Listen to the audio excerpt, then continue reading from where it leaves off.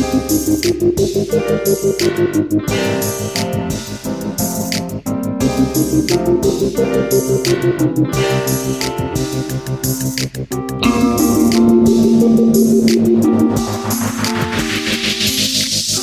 to the Mukilteo Football Show. My name is Miles. 3 games today. Jumping on for a Saturday podcast. We got to talk these games. Vikings and Colts. Ravens and Browns. Dolphins, Bills. We'll be back tomorrow, of course, to talk, or the normal Sunday episode and the Monday episode. But the NFL, this is always a fun time of year because they kind of graze or like kind of slide into Saturdays as college football is over generally, and the bowls, will begin later, but most of the bowls don't matter. So this is like a time where Saturday is free for football. And the NFL, great job putting on a triple header today, and boy, did it pay off. I mean, you have to think the owners and Roger Goodell are just swimming in money and popping champagne on a Saturday night here about the excitement that ensued today. So Mukilteo Football Show shows football everything, NFL history, legacy, ups and downs of a season. Follow us at MUK_football on Twitter or YouTube. Subscribe, share, review on Apple, Spotify, Anchor, wherever you get podcasts. We have shows Sunday, Monday, and Thursday, though, this week on Saturday. And let's start right off. The Vikings and the Colts.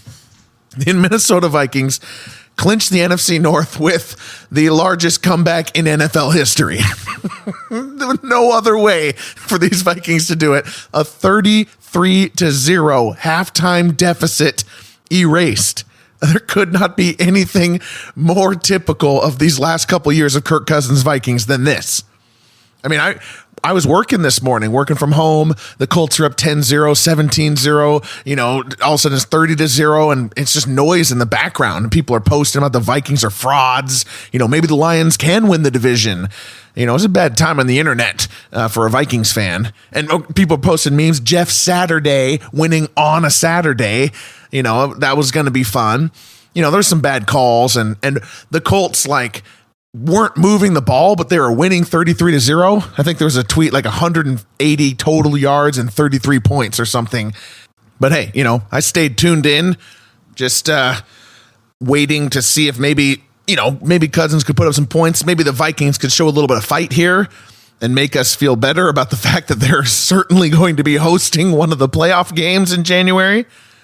And boy, did it go crazy. The thing about this comeback is that it wasn't picture perfect comeback from the Minnesota Vikings. They had more chances that they could have erased more than 33 points. It was just insane to watch, painful to watch almost. And the quality of the game was definitely influenced. We have the 16th best announcer team and the 16th best referee team clearly going on here. I never thought about this before, but because there's usually bye weeks, when there are no byes, there are presumably refs out there and announcers out there who don't usually ref or announce a game because there's more games this week. And that's what we had. I mean, the announcing was bad. I love Nate Burleson, but he's a gear too low for announcing. He's never excited, and it's just video game platitudes the whole time. I don't think they actually, and maybe someone can prove me wrong on this, I don't think that they actually mentioned the 33 points was the largest comeback of all time until it was already done. Because Burleson kept saying this is going to be this could be one of the most impressive comebacks that I've seen live. That's what he was saying over and over again. Out of the games that I have attended in my life, this is the most impressive comeback. That's what he was saying. But they did state it later, in overtime especially. And the refs, oh, good God. The referees were horrible in this game. I mean, the Vikings should have won this game by more. Which is crazy. The NFL should be happy that the Vikings did complete this comeback, because otherwise we are talking about 2 big referee calls that went against the Vikings and erased defensive touchdowns by the same guy too. This Sullivan guy, poor guy. There was one that it was early on. Michael Pittman, Colts wide receiver, catches it. Sullivan tackles him, and Pittman is fighting forward, and they punch it out, fumble, return for a touchdown, but they blew it forward progress completely outside of the rhythm of really any other NFL play. Very bad call. At least it was within the framework of a call, there's a forward progress whistle probably coming. They just blew it too early. The other one, which was later, which was when the Vikings were only down 28-36, so the comeback is in full swing. Everyone's thinking, the Vikings can do this. The Colts handed off to Deion Jackson, and one of the worst calls I've ever seen. With 3:28 left in the game, Deion Jackson fumbles the ball while running upright. A clear fumble. He's not even going to the ground yet. Recovered by Sullivan, returned for a touchdown. One of the most exciting and craziest plays of the year that was about to be. And it was called down for what can only be described as the ref simply guessing. He was nowhere near the ground. And it was just so frustrating. And then the Vikings are getting unsportsmanlike penalties, which I had to beef with those too. Because refs, you got to take your lumps here. Because you just called something that was so bad that people are going to take their helmets off, okay? Colts fans are defending this. You can't take your helmet off. That's an automatic foul. Well, sure, whatever. Losing the ball while running upright is an automatic fumble, and that wasn't called, so we're already not going by the book, okay? My point is the refs called something so against the rules of the game. Maybe you let the guy take off his helmet and yell at you, okay? And it was overturned, but the touchdown couldn't count. So, like I said, the Vikings then took that fumble recovery. They got the unsportsmanlike conduct penalty. They punted after that. Within 4 minutes, needing down by 8, they punted. And then they punted. They gave it to the Colts. The Colts gave it back up. They punted. The Dalvin Cook play happened. Oh, the Dalvin Cook play was so fun to watch. That was, me and my wife got into that together. That was like a pitch in this house of excitement that we have not heard since the Bills-Chiefs divisional game last year. We were pumped, and Obi-Wan the dog is wondering what the heck has got into these humans. That's the pitch that we got to as Dalvin Cook scored that touchdown. It's just so funny. The Vikings, there was an interception that Cousins threw earlier on to Jalen Reagor. Reagor stopped running a deep post, and it was just, hey, man, that guy's just not able to play offense outside of gadget plays. I think I'm willing to make my final data point that the Eagles should have taken Justin Jefferson and not Jalen Reagor. I think that was the final data point I needed. Just kidding. I'm being funny. Justin Jefferson was amazing in this game. Amazing. Gosh, he's so good. But yeah, Colts, we talk about the Vikings having so many chances. They were down 33-0 to start the second half in what is about to become the greatest comeback of all time. They went 3 and out. At that point, they won the coin toss. They punted. There were so many opportunities, that more than what they got. But that tells the other story, doesn't it? The Colts collapsed on every level. And to me, this is on Jeff Saturday. There was so much room for error in the Vikings 33-point comeback. Maybe it's because you have a coach who's never coached anything outside of high school. There can't be a coincidence that this has happened to somebody without any experience. But, Jeff Saturday's not getting the headlines. Matt Ryan is getting the headlines. He's getting the choker stuff because he was part of Super Bowl 51 when the Falcons gave up a 28-3 lead to Tom Brady. And funnily enough, this comeback was actually knocks that Super Bowl comeback out of the top 5 numerical comebacks of all time. So Matt Ryan, you got Super Bowl 51 out of the top 5. I just don't think this was a Matt Ryan game. In the Super Bowl 2016, he was an MVP. He had performed on the Falcons. He had 10 quarters of playoff football offense that was sublime. And then he just disappeared in the second half of Super Bowl 51. That was a choke. This game, though, I mean, Matt Ryan was bad in both halves. He was just along for the ride. What he had 127 yards in the first half, 55 yards in the second half. That's not even that different, considering it was 33-0 and then it was ended 39-36. He kind of played his usual 2022 Indianapolis Colt Matt Ryan in both halves. And the other coincidental thing about this historically is that this becomes the largest comeback of all time, knocking off the Bills' Frank Reich game in the early 90s when they came back from 32 points to beat the Oilers on their way to losing their fourth Super Bowl in a row. And Frank Reich, of course, was coaching this Colts team this year, all the way up to week 9. So he's got to be just a little extra peeved that Jeff Saturday gave up 33 points and took away Frank Reich's place in the record books as having helmed the greatest comeback or greatest numerical comeback of all time. So Vikings clinch the NFC North. Colts fall to like 4-9-1 or something like that. They're done. All right. Ravens and Browns, the middle game, the underwhelming, unimportant contents of of a great day of football. This was the sandwich meat that's not that good in between two perfectly toasted and seasoned artisan pieces of bread. The Browns won 13-3.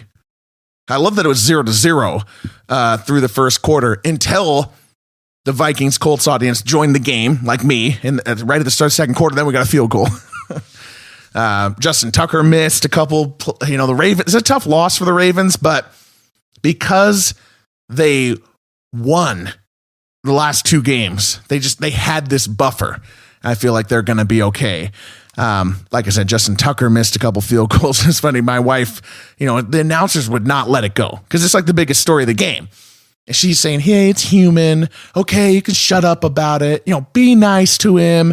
And then later, the broadcast, the halftime show for the Bills Dolphins starts with the highlights with Justin Tucker missing his field goal and getting his other field goal blocked. And Kathleen said, you bitch.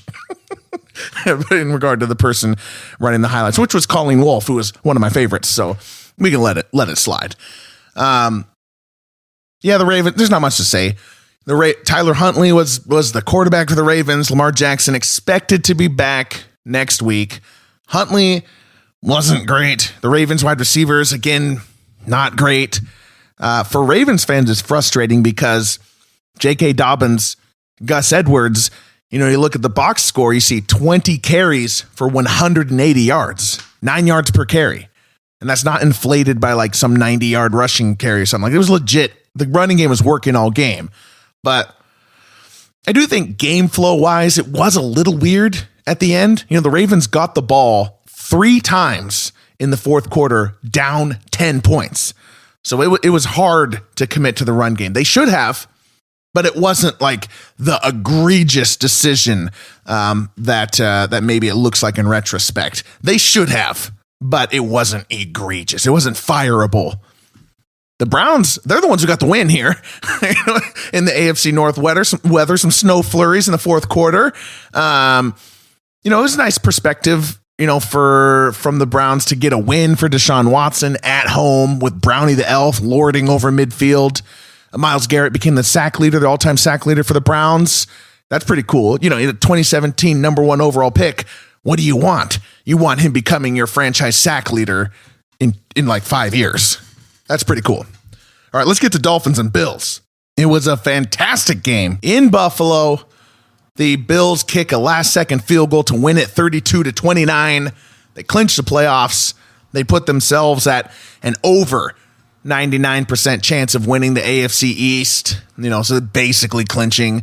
For the Dolphins, too, it's kind of a good day. It was a good game. It was tied 29-29, all the way to the end, of course. The Dolphins had sucked. They got blown out by the 49ers, embarrassed by the Chargers, because we all watched that game, Sunday Night Football. They played horribly. They came out fought in this game, particularly in the run game and on defense. And despite the huge Josh Allen numbers, they put up a real fight. Experiencing this game was much more pleasant than experiencing the Vikings-Colts game. Today may be remembered as the day of two great games, but just for that, just putting that out there for the record, Bills-Dolphins was a much more pleasant 3 hours than Vikings-Colts was. And we tune in, the Bills stadium, and we're seeing green grass. We're like, what? Thought there's a big snowstorm, 8 inches, 9 inches. They kept telling us all week. It's amazing how often that happens. I was fine with it, though. I was fine that it wasn't super snowstorm. I like occasional snow games. It's a nice visual, aesthetic. It's fun for the narrative. But ultimately, I want to see the world-class athletes do the things that they do on a real playing surface. So snow game used sparingly in my mind. And of course, the snow, it was perfect, actually, because the snow came on strong right at the 10-minute mark of the fourth quarter, and it's getting heavier and heavier for those final few drives. This is cinematic. This is Act 3 of a movie. I cannot wait to see the NFL films of this game. But before that snow, when it was still clear and just cold, the Dolphins, they started off well. Started off with a run game. Raheem Mostert came out hot. Finished with 17 rushes on 136 yards. But the Dolphins just couldn't punch it in. They kicked 2 field goals while they gave up 2 Josh Allen touchdowns at 14-6. And then we had Snowball Gate. They had to stop the game because the Bills were throwing snowballs, which turned into ice. More like ice balls are hitting the Dolphins players. They announced over the PA that if any of those snowballs hit the Dolphins players, it will result in a 15-yard penalty against the Bills. I'm so glad that did not happen or come into play at all. And for Buffalo's credit, the snowballs seemed to cease pretty much at that point. There was a few flurries of throws when Josh Allen got hit out of bounds, and there's kind of a scuffle over there, but, whatever. I love the Bills' tradition of throwing snow up in the air, but the fact that they stopped is a true fan base accomplishment, because the anonymity of a mob is contagious. The fact that they stopped shows how much they love their Bills, because the threat of the 15-yard penalty was enough. And then Josh Allen got that touchdown at the end of the half. An insane Allen play. A classic Josh Allen play. Was it from the 5-yard line? It was close to the goal line. 7 seconds left in the half. He rolls right, wastes the 7 seconds. So there's no field goal opportunity, and throws it back across his body. Touchdown. If you're the Dolphins, you just got to be like, sure, tip your cap on that one. You can't learn anything from that. So it looked like the Bills are going to roll. Third quarter comes in, and it's 2022 Dolphins. The classics. They played the hits. Jalen Waddle, a blown coverage, long touchdown from Tua. It was 70 yards. It was, Jalen Waddle's back. And then they get the ball back, and Tyreek Hill. Mostert had a big run, and Tyreek Hill burns this guy on the sideline. One of those great touchdowns where Tua, fits it in between Hill, who has burned the corner, and before the safety can get over there. The thing you fear about Tyreek Hill. I know that sounds good for Tua. It was, they were decent throws. That was pretty much it for Tua. Tagovailoa was a surprisingly bit player in this game. He was not one of the top 10 players playing tonight.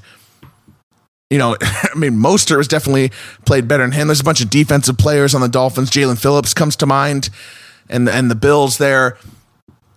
Tua's kind of pulling I feel like he's like an 09 Matt Schaub, with Arian Foster and Andre Johnson, or a 95 like Scott Mitchell, Barry Sanders and Herman Moore. He's a vessel for some superstars, and Waddle and Hill are superstars. Once Waddle was out of the game, the Dolphins offense didn't really do anything else. Like the Bills fans' signs said, they froze the fish because the Bills came back. The defense was still fighting, the strip sack on Allen, but then the Dolphins kick a field goal, even with that great field position. They give up a thing, This was NFL film stuff for Josh Allen. That's what it turned into. The only those Jalen Waddle and Tyreek Hill touchdowns, all they did was set us up for Josh Allen's big moment because the snow was coming down. He does this drive to tie the game. It's 29-21. It's a big 7-play, 75-yard drive. Josh Allen a lot with his legs on that one. Gets the 2-point conversion in an insane way. The ball was fumbling all over the place on that drive, by the way, but Allen dives over and barely gets it over the line. I'm not even sure if he really did, to be honest. I'm surprised they overturned that into a 2-point conversion. Tua comes on the field. He does get 2 first downs. And I'm thinking, okay, we're late in the fourth quarter, tied 29-29 with, 9 minutes left in the fourth quarter. This is why I watch football. The snow is coming down. It's Dolphins versus Bills, playoff implications. It's Saturday night. This is fun. Tua gets a couple first downs. I'm thinking, wow, if the Dolphins drive in this snow against the Bills, forget everything that I ever said. Kirk and I called the Dolphins as missing the playoffs last episode. Forget everything we said because this would be impressive, but it did dry up. Raheem Mostert lost his mojo. They're dialing up screens that are going nowhere, and they give the ball back to Josh Allen with 5 minutes and 56 seconds on the clock. And the snow, man was coming down. The sideline reporters saying they can't see anything. They're asking, how's the wind down there? She's like, I don't know. I can't see the flag.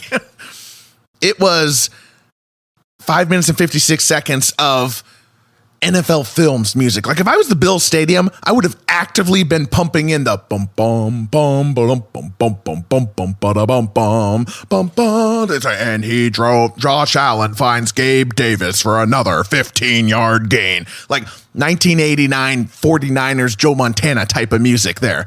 Gets it a couple to Davis, Diggs, McKenzie. And you think it's snowing, so you got to go into this goal line defense. But as my dad, Kirk, and we did the Barn series where we review classic games play by play. We did the 1968 Ice Bowl this summer. And the thing I was surprised about that, with Bart Starr and the Vince Lombardi, they did it through the air. Screen passes, there's a little slant over the middle there. That's what Vince Lombardi and Bart Starr did in 1968. This drive is actually more run heavy than the Vince Lombardi, Bart Starr 1968 Ice Bowl drive. That's supposedly how you man up and play football, according to the run the ball guys. Man, this was about Devin Singletary too. Josh Allen he definitely got them out of it was a 95-yard drive, right? A 90-yard drive. They started their own 7 or something like that. But Singletary, he got the ball 7 times on this drive. 7 runs for 36 yards, largely out of the shotgun, right up the middle. And then the final play, he went down instead of scoring the touchdown. Or at least that's what the broadcast said. I wasn't sure about that. Singletary, he gets to about about 4-yard line, and he goes down. And he definitely purposefully goes down. But was it because he was trying to stop before the end zone, or was it because he was trying to avoid that hit? Because there was a guy coming right at him, and it's hard to hold on to the ball in the snow. Maybe it's a little bit of both. I don't know. The broadcast said, Bills fans, you probably shouldn't go down there. You feel more comfortable with the 6-point touchdown. Would they? Because the other team has Tyreek Hill, and that hasn't gone well for them, giving the ball back to a team with Tyreek Hill with 40 seconds or 13 seconds. Though I was nervous about the kicking in these conditions, ultimately, Tyler Bass kicks in the 25-yard field goal, as I'm sure the snow is now pouring down and covered the field by this point. What a game. 2 great games today. The Vikings 33-point comeback. The Bills and Dolphins battle with the Act 3 cinematic snow. Why don't we play tomorrow as well? My name is Miles. Mukilteo Football Show. We'll be back for the Sunday Best Awards and Week 15. Good night.